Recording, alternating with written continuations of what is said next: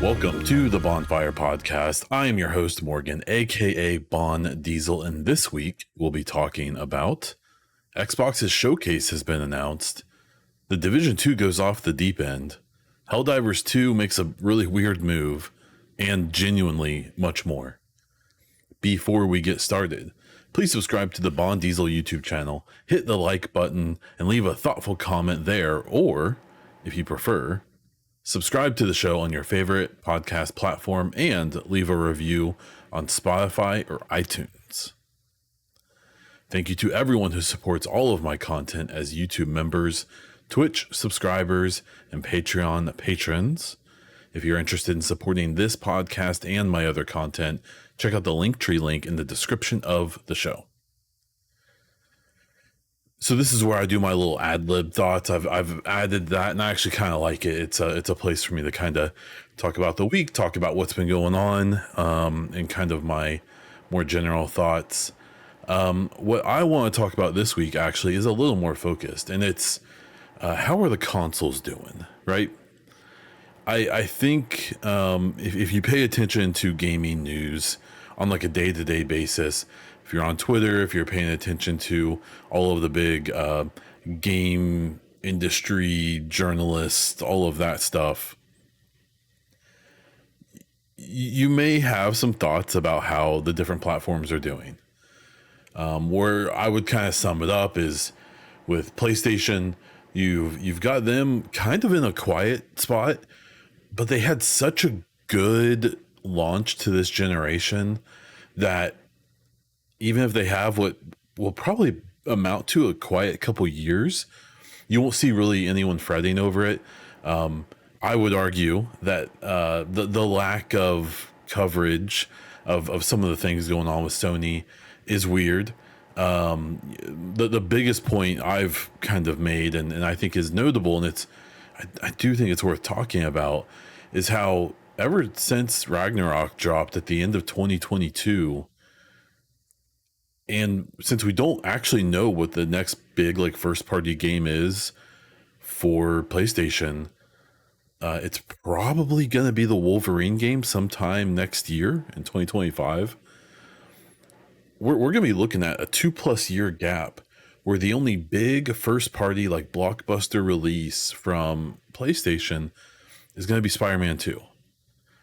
And what they've done is smart. They've released, they have a bunch of console exclusives that are made by third parties.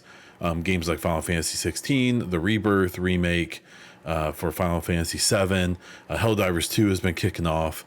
We just had Stellar Blade, Rise of the Ronin, but if you think about all of those games, none of them had the same fanfare as any of the big first party PlayStation games. Even Spider-Man 2, Final Fantasy 16, pretty well reviewed, but a lot of people were kind of upset that it like basically wasn't an RPG, or at least not a very deep one. Rebirth was reviewed extremely well, but is selling supposedly really badly. Helldivers 2 has done really, really well. They just ran into some controversy, which we'll talk about. But some numbers that have come out have suggested that if it only came out on PlayStation, it would be a failure right now. That it sold not very good on PlayStation, actually, but it sold extremely well on PC. And then like Stellar Blade comes, and it's got, I don't want to say controversy, a lot of drama around it that really wasn't the game's fault. It comes out and it's like a fun game, but it's kind of mediocre in a lot of ways. Rise of the Ronin, a similar story in different ways. And that's fine. When you have as strong of a start to a generation as PlayStation had, where you had, God of War Ragnarok, you had the Ratchet and Clank game come out, you had Horizon Forbidden West, and then Spider-Man 2, every platform would be happy to have that start. I would argue that all of those games were, they're all PlayStation 4 sequels, or trequel, whatever you want to call them. And none of them have really been like huge showcases of the PlayStation, at least not showing like that next gen sheen exactly. And where we're going to probably expect that from the Wolverine game or whatever comes next from Naughty Dog, whatever comes next from, all of their big studios. So I just, I think it's interesting. PlayStation's obviously in a good spot. They've sold a ton of hardware, even though it seems like that appetite's starting to go away. They had a bunch of good releases that, even if you can find technical ways that PlayStation, maybe it's a little overhyped. If you look at the fan base and their community, no one's unhappy as far as I can tell. Then you have Xbox, which is in kind of a weird, it's almost the opposite situation where I think you could argue that things with Xbox in general are going pretty well. They've had a decently consistent release of games since, over the last year or so, with Forza, with Starfield, with Hi-Fi Rush. We have Hellblade 2 coming out extremely soon. Redfall being kind of a stain on some of those releases, as well as a bunch of third-party games, especially with Game Pass being a pretty big factor for Xbox. But you would think from the reporting that they're about to shut down, right? And that's probably not true. I'm fairly confident that Xbox isn't going anywhere. But it's really become the whipping boy for the industry and for a lot of content creators and stuff like that. Where like, if anything happened, even if it's just speculation, Jez Corden came out and that dude really knows how to get clicks, and that's fine. I is what it is. But he just can't speculated without any info some things about Xbox's future, and people instantly jumped on it, wrote a bunch of articles saying that Xbox is doomed, right? And it's weird because it seems like that's what a bunch of people want. It sounds like it just seems like there is this maybe vocal minority of folks who want Xbox to fail. And that's such a strange thing to me, because that would just be so bad for everyone. Even though PlayStation has doubled up console sales on Xbox, and Nintendo, with its Switch is even beyond that, Xbox still does provide a presence. It provides at least a modicum of competition to especially PlayStation. And I just don't think people would like what the game industry would look like without any competition left. I really don't think we want to see Sony with no competition.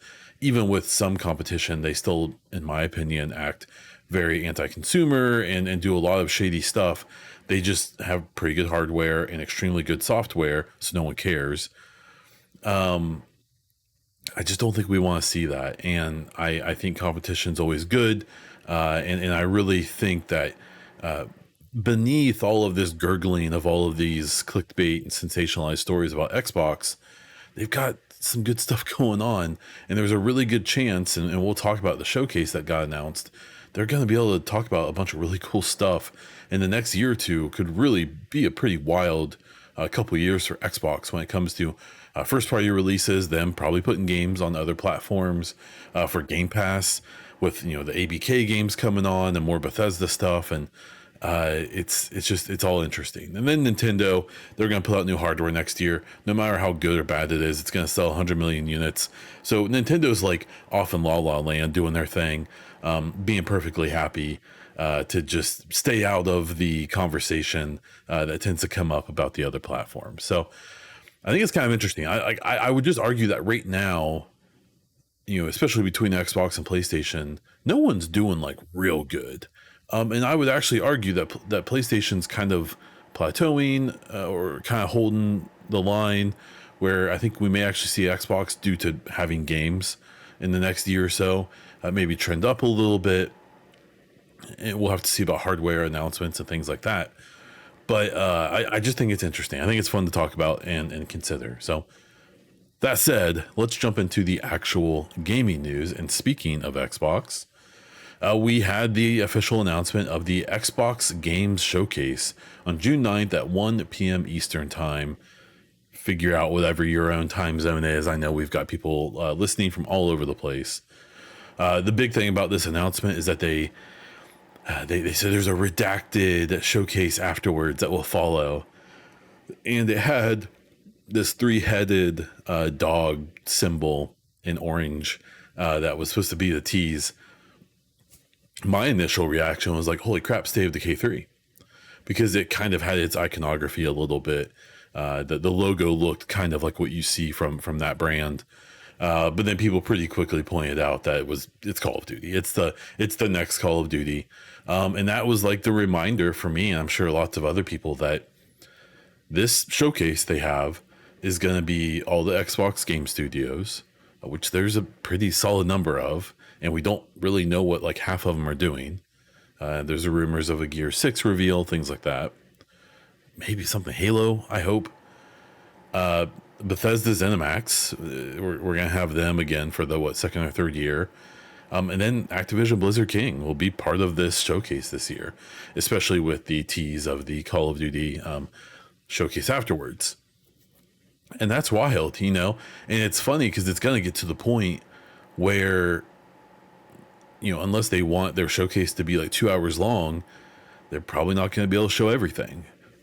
And they're probably going to have to do like little side shows, you know, at other parts of the year and things like that, which is a good problem to have. But, you know, you still want to have the best showing that you can.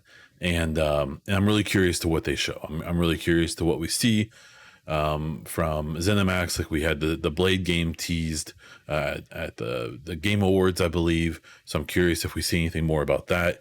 We're still waiting on news about Perfect Dark. We're still waiting on things about like Everwild and if that game still exists. The Outer Worlds 2 from Obsidian.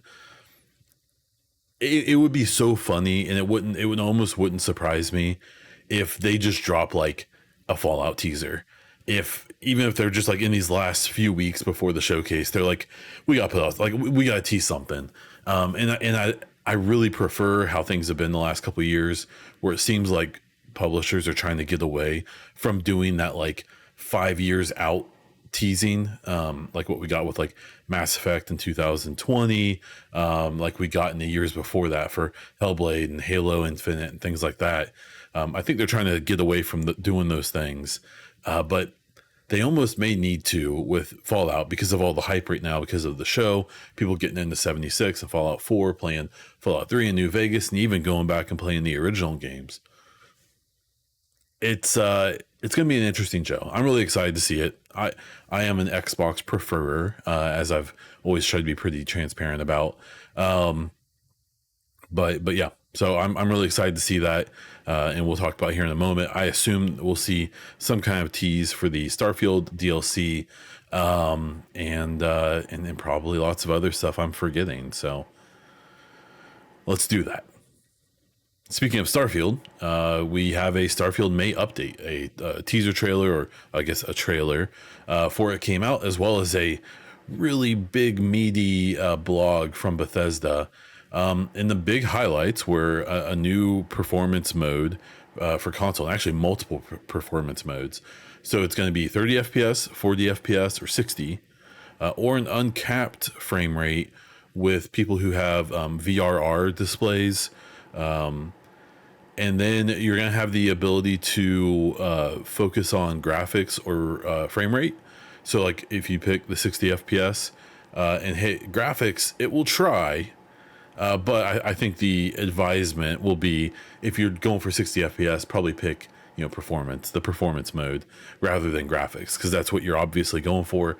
Same as if you go to the 30 or even 40. The 40 FPS is interesting, and it's something that you see in a lot of Sony games. When they have all their performance modes, or they have like performance ray tracing, this and that and the other, a lot of it's 40 FPS, and I believe it's that VRR, the variable refresh rate. That's right. Certain displays have where the 40 FPS can actually preserve a closer to 4K visual while also providing a higher than 30 FPS frame rate. And apparently, I've never seen it or played on it, but supposedly it looks really good, to the point where to many it would be indistinguishable from a 60 FPS frame rate. So it's cool to see them going that far. We'll talk about, let's talk about it now. If you remember when Starfield was about to come out, they said, you know, due to artistic reasons, and we really care about the fidelity of the game, we aren't going to do 60 FPS on consoles. And you can probably find clips of me being like, yeah, I understand, they care more about how it looks than how it plays, because it's not like a serious shooter game, right? So I think at this point, and we'll talk about Hellblade, we can basically say that that's like a BS line, right? Like at this point, I still think maybe with Hellblade, it's a more reasonable thing, because that really is going to be a cinematic game. But it really seems like the whole excuse for, no performance mode being, well, that's our artistic vision, is code for, we need a few more months. Like, we need a few months. Let's get the game out. Let's do bug fixing. And then we'll figure out how to tear things down to make 60 FPS work on Series X, right?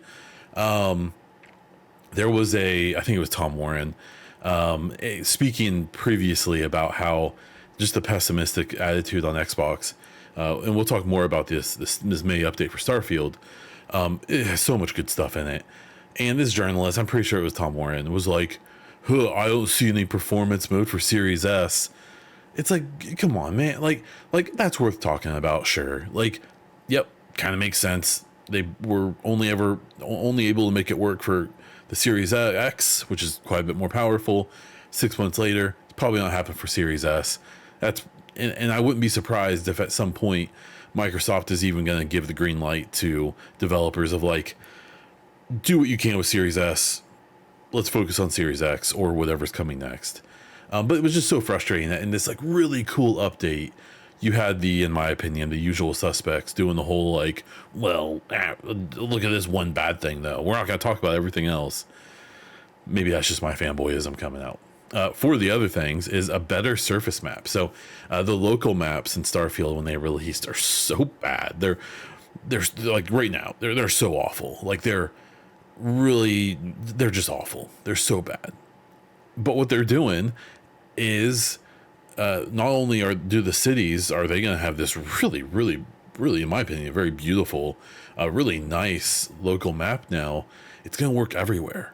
So they showed examples of if you just land on a random moon, you can pull out into the map, and it's going to be, instead of this like what looks just like a map, it's a render of the area pulled way back and with points of interest.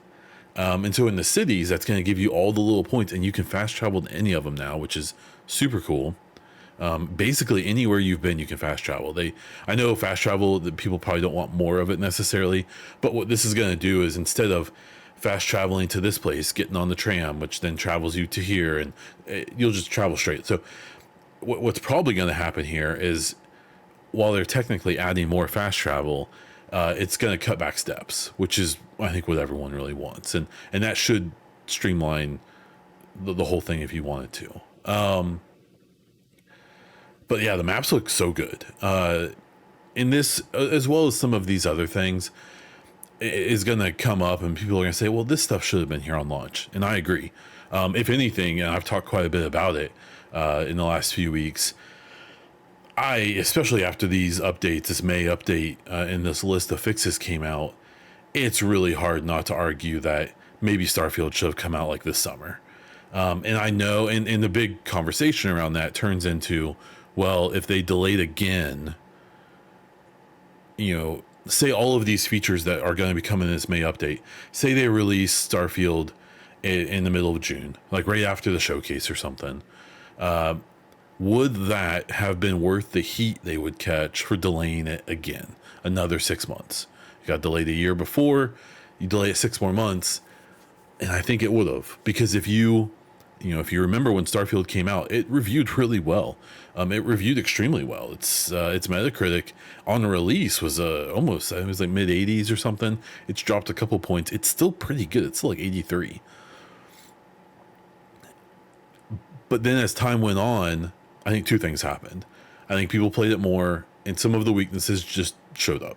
They got more noticeable.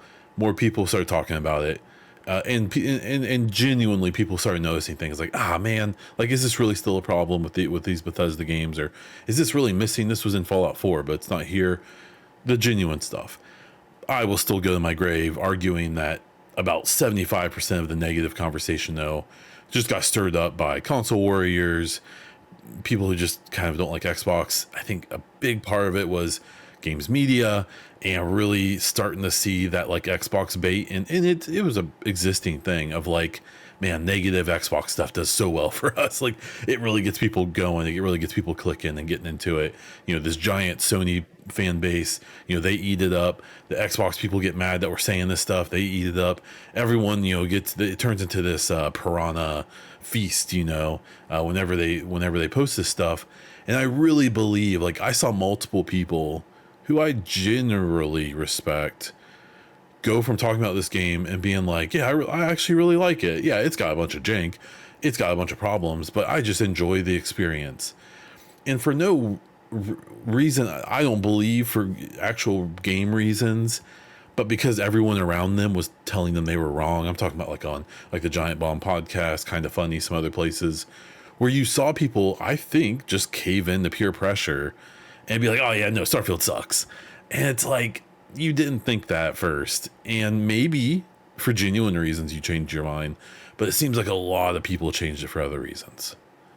Getting back to what's going on here, after my little rant, they're improving shipbuilding, where you're going to be able to customize the inside of your ship better, and it will save, and it will stay that way unless you replace the units entirely. They're also going to have blank ship interiors, where you can have the current ones that are like pre-populated with stuff, or you can get blank ones and you can put your own stuff in, much like the base editor, and how you can I believe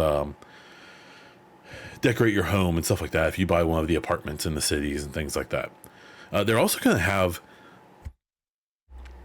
maybe the most underrated thing, or the thing I've seen talked about the least since this little reveal, was these gameplay adjustment options. There was basically, they showed a little bit of it.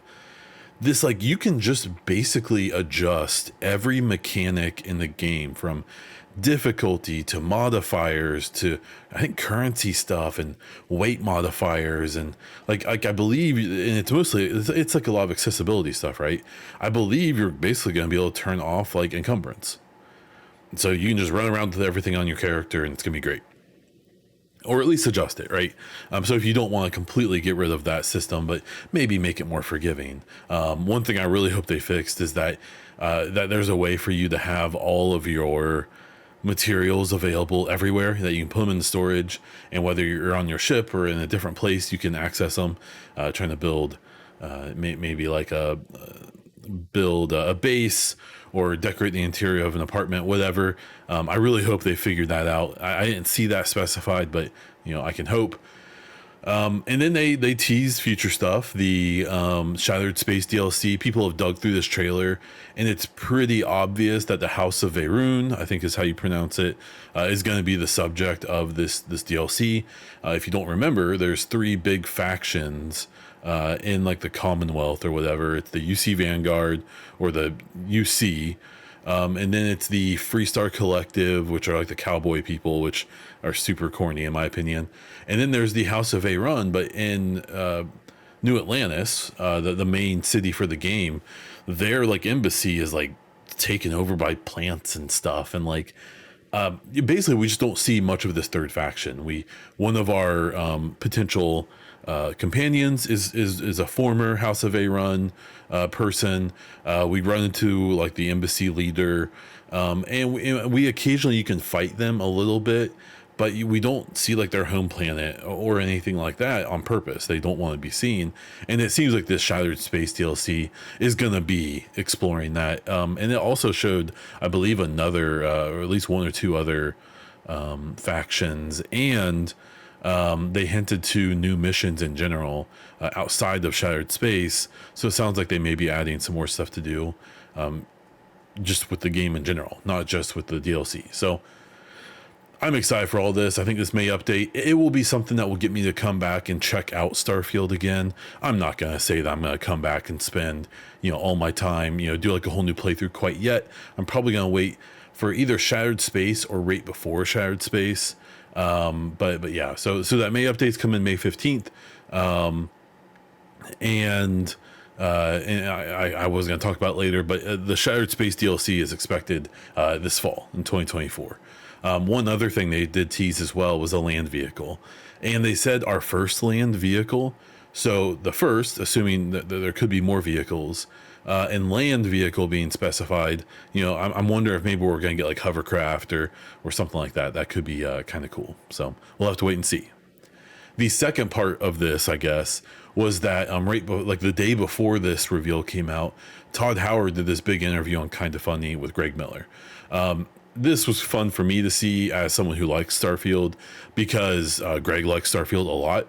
And so it wasn't a like skewer interview where he was just like bringing up he did bring up a decent amount of actually negative stuff about Starfield, but in a way to give like Todd an opportunity to explain it.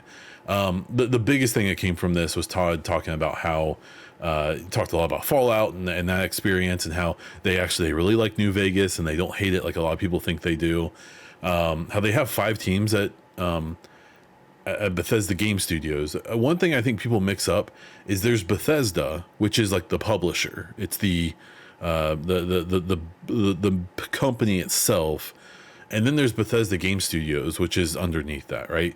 And they have 5 teams there. So, we have a team still working on Starfield, team on Fallout 76, which I thought was being sunset, but I could be wrong. A team working on the next Elder Scrolls.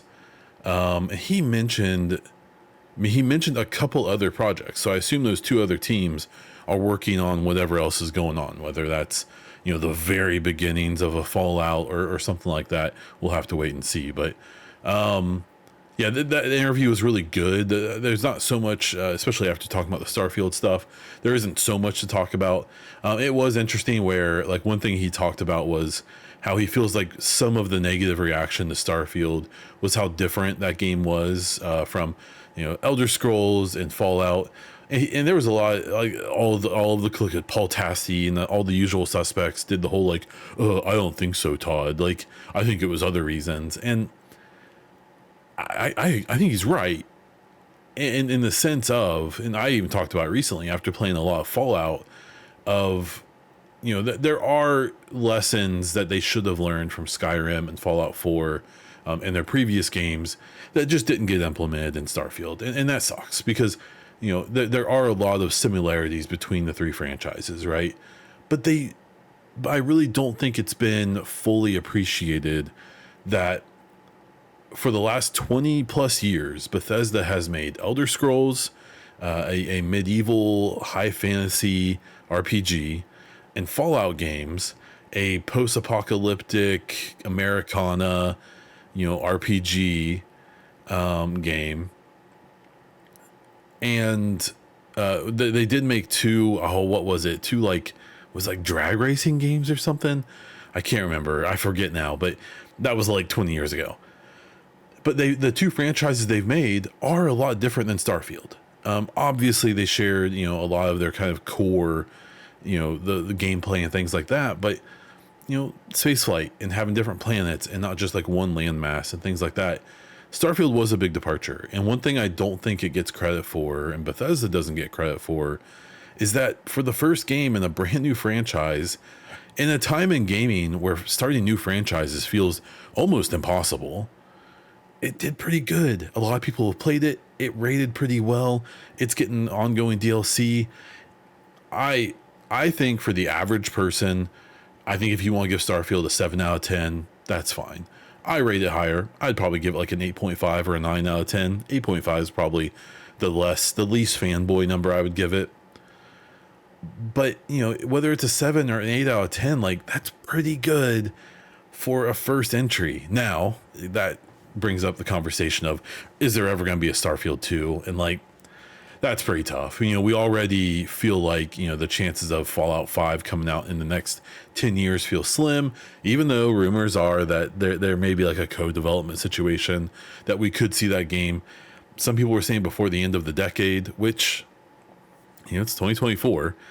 So that's 6 years or less. So it's less than 6 years.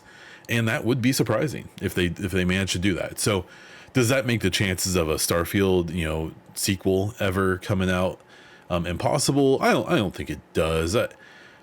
I would say the biggest issue with a Starfield sequel is that I suspect Starfield was a big passion project for Todd, and even though in that kind of funny interview, he talked about that he's not looking to retire anytime soon, they may not have the bandwidth to do another Starfield for so long that it legit might be 10 or 15 years. And he probably won't still be doing this at that point, but maybe we'll see.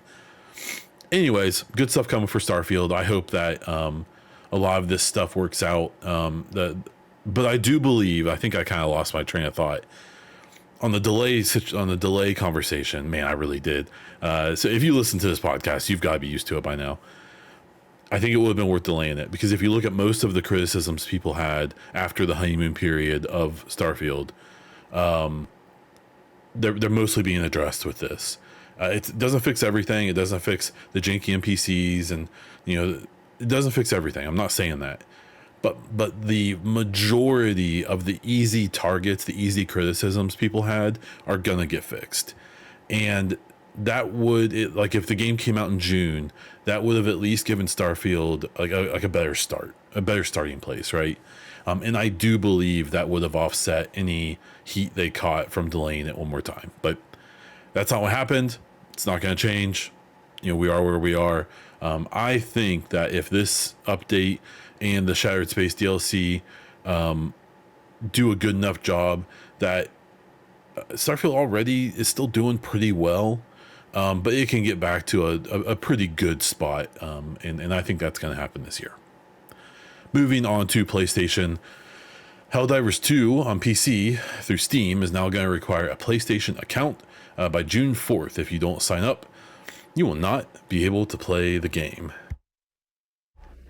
This was announced today on May 3rd, 2024, and there's a few things about it. So I believe this was supposed to be the thing from the start, that when the game came out, you're always supposed to do this, which is strange because no other PlayStation game on PC has ever asked for this before.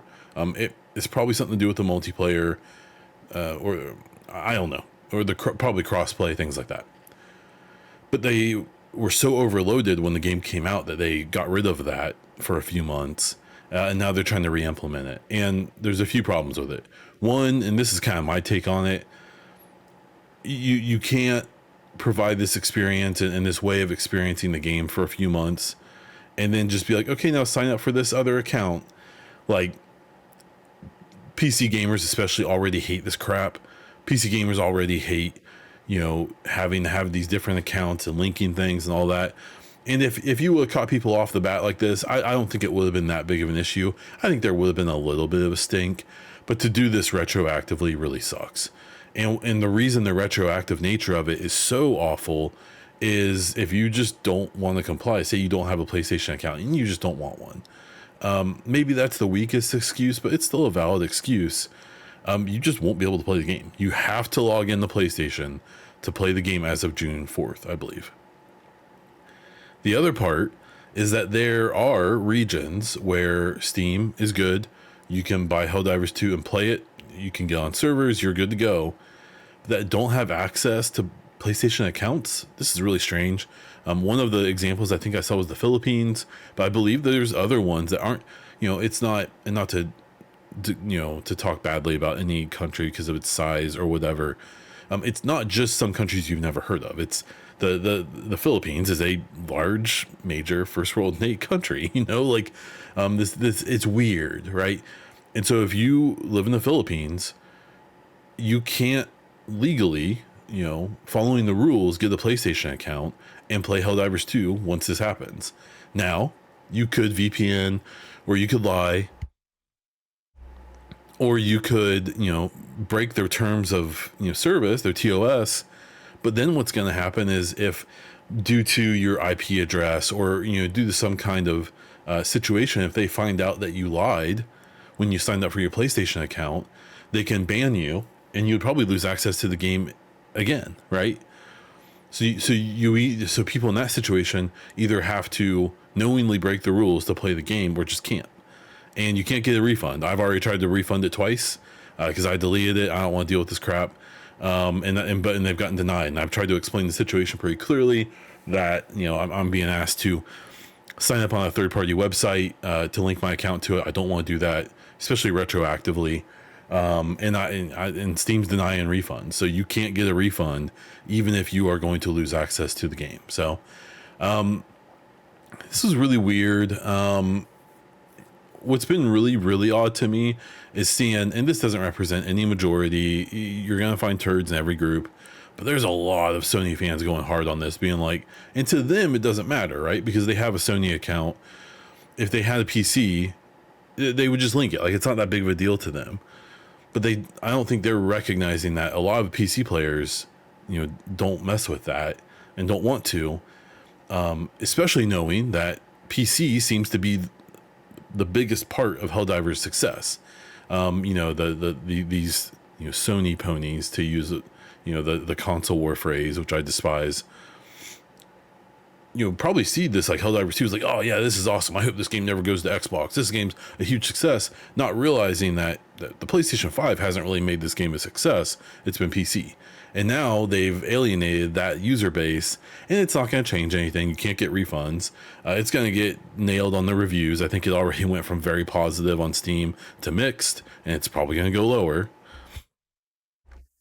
But just seeing this defended is weird, because I can see you being neutral on it, being like, oh yeah, that kind of sucks, but it's not that big of a deal. That's fine.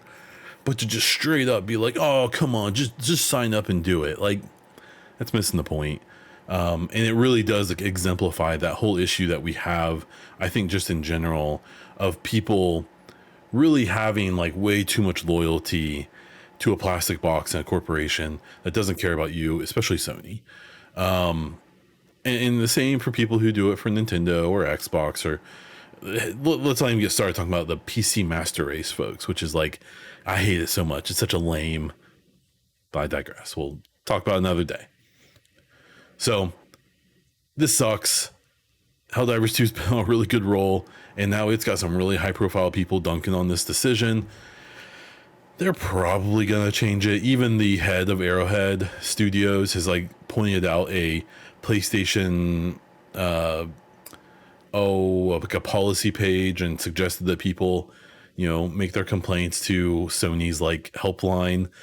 So I'm sure this is being pushed on them. They probably don't want to do this, especially after the backlash, but that's what happens. The other bit of PlayStation news I found was that Horizon Zero Dawn is leaving PlayStation Plus.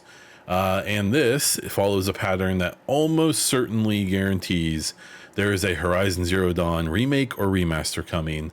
I don't really know what the difference is with PlayStation. They kind of use those words interchangeably, but this will be interesting, because the reaction to these is always pretty negative. Like, why are you guys, especially remakes, but even remasters to a point, why are you doing this to games that still look really good, especially on PC?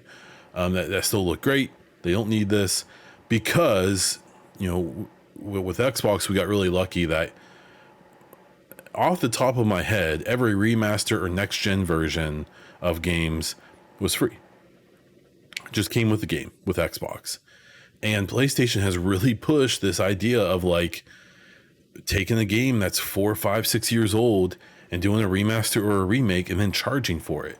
And even with like their next gen versions, they charge for it. Now with like The Last of Us 2, it was $10. It came with some DLC. I think that was a huge stretch to call what they put in there DLC, but whatever. Like, a lot of the Sony fans defended it, didn't mind, whatever, that's fine.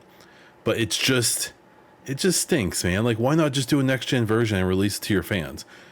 Zero Dawn sold really well. I think Forbidden West sold really well. Like, it's not like these games did badly. And you would probably still attract new sales, right? From people who didn't have the game before. Maybe they only have a PlayStation 5. They didn't have a 4. And now they can go back. They like Forbidden West. Cool, I can buy, Zero Dawn and play that, and it'll look as good as Forbidden West. I'm going to go buy that game now. Maybe, I don't know. They know their numbers. They make the decisions on whether to charge for these next-gen versions. Because that's what it really is, right? Like when they do this Zero Dawn remake or remaster, whatever it's going to be, it's just going to be a next gen version. And like, I don't know, man. I think this is why when I talk about you don't want to see a PlayStation without Xbox, That's what I'm talking about. Because even with Xbox competing with them in some capacity, they still do stuff like this where they don't have to. Like they don't have to do this, but they do. So, regardless, I'm sure this is gonna be really cool. I'm sure they're gonna make Zero Dawn look really, really good. It was already still a pretty game in its current form, its PlayStation 4 form, and it's probably only gonna be better because like Forbidden West is a genuinely gorgeous game. Even as someone who has only watched it be played, I can recognize how insane the tech is for that game and how pretty it is, and it deserves every accolade it's gotten for how it looks, for sure. The one bit of Nintendo news is that Hi-Fi Rush has been rated by PEGI, the rating system in Europe, for Switch. So it's kind of weird that it's happening later. That game is already out on PlayStation, and when all of those crazy, the week of crazy sensationalism happened a few months ago with Xbox, the big thing wasn't just releasing games on PlayStation, but that games are going to come to Switch as well. I think with the artistic style of Hi-Fi Rush that it'll probably do okay on Switch, but that the Switch was outdated mobile hardware when it came out 7 years ago. And the fact that they're still putting games on it today is honestly wild. I mean, it shows, like, you can tell it is what it is, but they're still making it happen, and good for them. So I'm really curious to what this next Switch is going to be like, but we'll have to wait and see. Moving on to non-platform specific news, we have The Division 2, which wrapped up its Year 5 Manhunt. It's kind of their seasonal content. And so spoiler warning, you may want to skip ahead a few minutes until you see me get rid of my scowl about this. But I am going to talk about spoilers. I'll try to be light-ish with them. Basically, they retconned most of the content that's come out since the end of the original game, including the Warlords of New York DLC and multiple manhunts that happened after that as part of their seasonal content. Yeah, I am not real happy about it. If you check out my YouTube, I have a whole video where I do give deep spoilers. So if you want, to hear my deeper discussion about that, I made some mistakes in that video, by the way. So if you watch it and I say that like one character's alive who isn't, I recorded it right after I finished the manhunt. I hadn't fully gathered everything yet.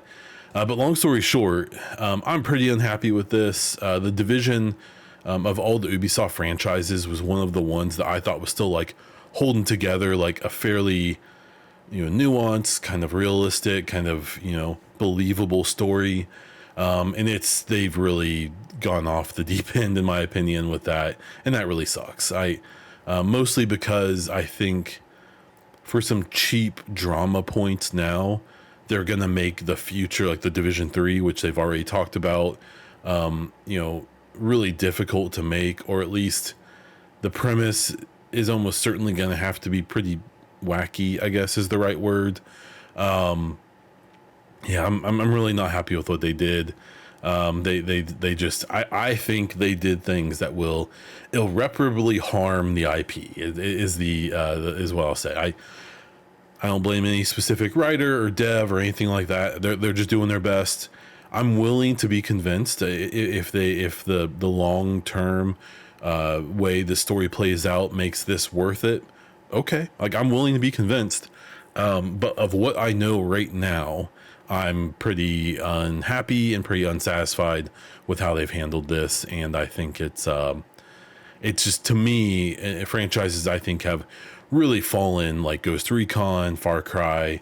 I think unfortunately this puts the Division on that track of just becoming kind of like a parody of itself, and again, I'm willing to be convinced otherwise, but man, we still have Heartland coming out, which I just basically won't talk about because I can't, and then we have the Division 3 happening one day, but I don't expect that to begin development until probably next year, after Outlaws comes out, and they do everything they're going to do with that, and the bulk of the team can move to a new project, which for that team should be the Division 3.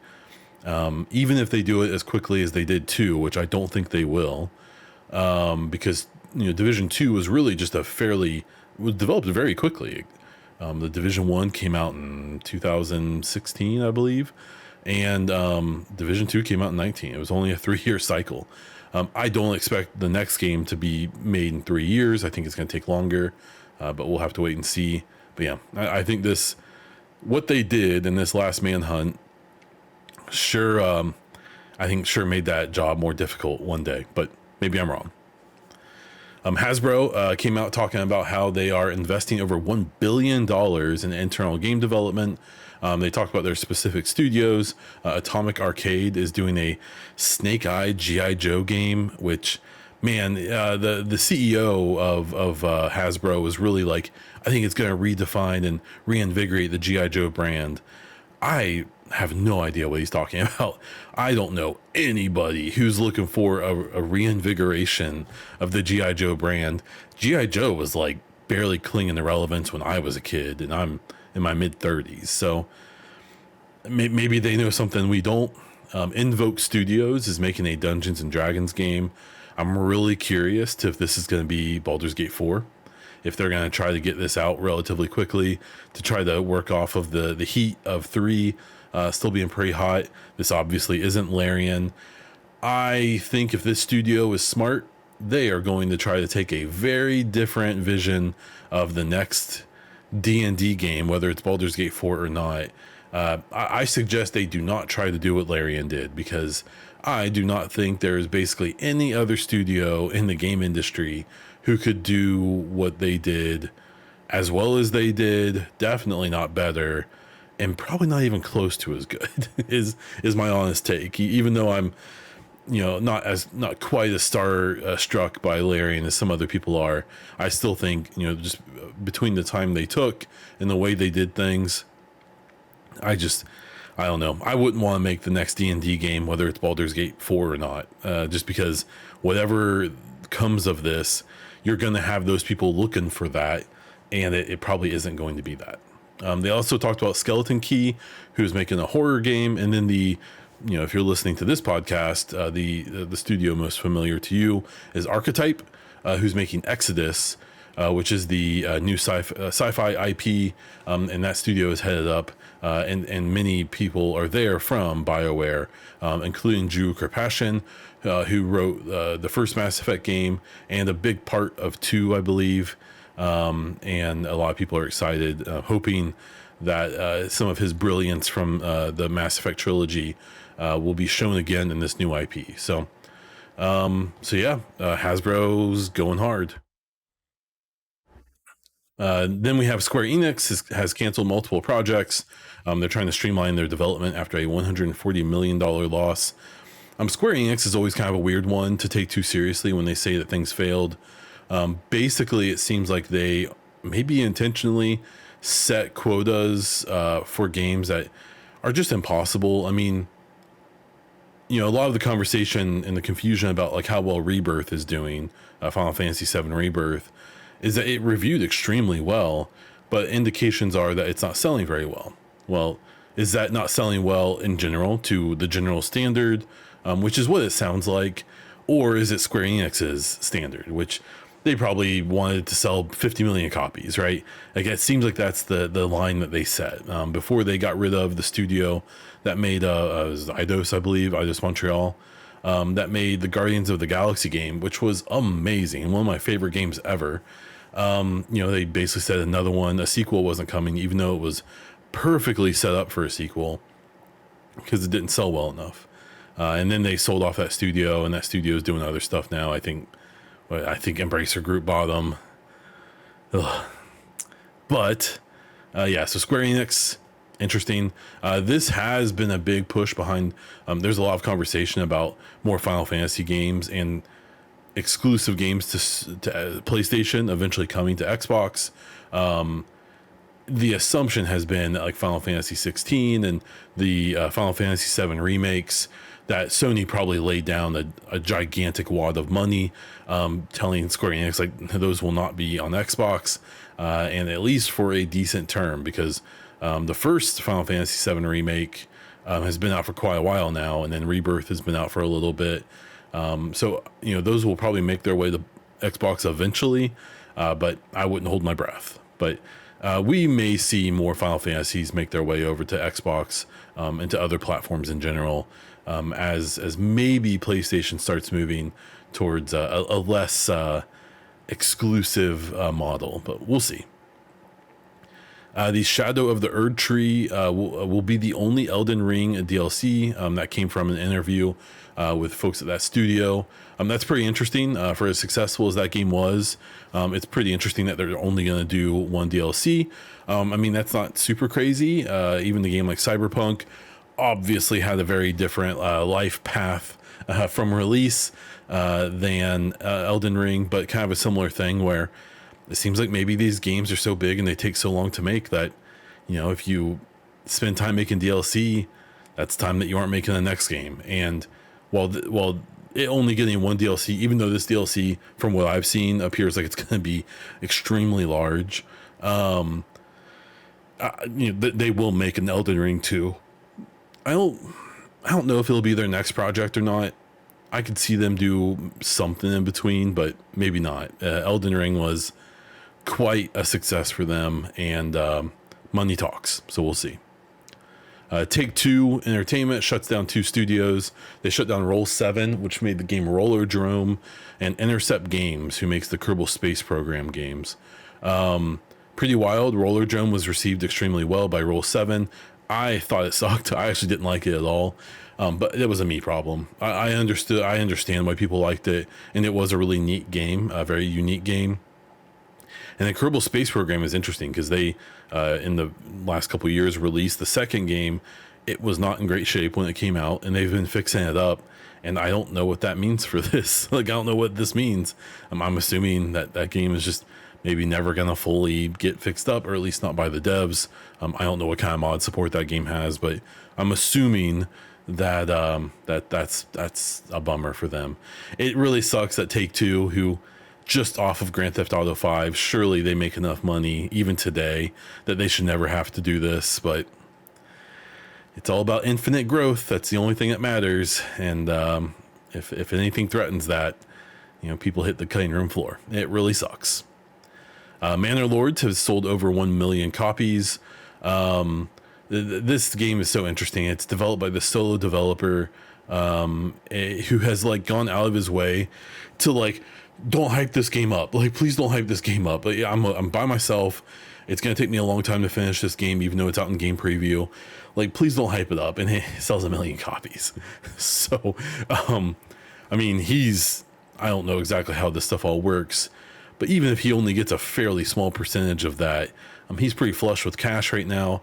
I am curious if we find out that he kind of expands his studio at least a little bit to bring on a little bit of help to help finish out the game. I've been playing a ton of Manor Lords, and it's funny because it's not very well finished. It's a bunch of its mechanics literally will say in the game unfinished. It's missing a bunch of stuff that is probably going to come eventually. Some of the mechanics that are in the game just don't work. A bunch of stuff is way overtuned. The late game is at least for me, maybe I'm just bad at it, but it's just impossible. It's impossible to win any of the more combat focused modes for me, and maybe again because I suck. But the early and mid game, I've never played a real-time strategy city builder game that I've enjoyed more. Anno 1800 I love. I really like that game a lot. That game feels much more I don't want to say predictable or robotic. I don't really know how to describe it. It is more fully fleshed out for sure, but man, Manor Lords just has something about it. It's got the juice, right? And almost every day, basically, I will start up a new city. I will play. I will run through it, and I'll build my city. I'll try to get the objective. My adversary will get so powerful that I'm struggling to be able to make 50 military units, and they're rolling around with 200, and then I'll just quit. I just give up because I'm never going to be able to beat them. I will never be able to play unless I would play for weeks straight in one map. I don't want to do that.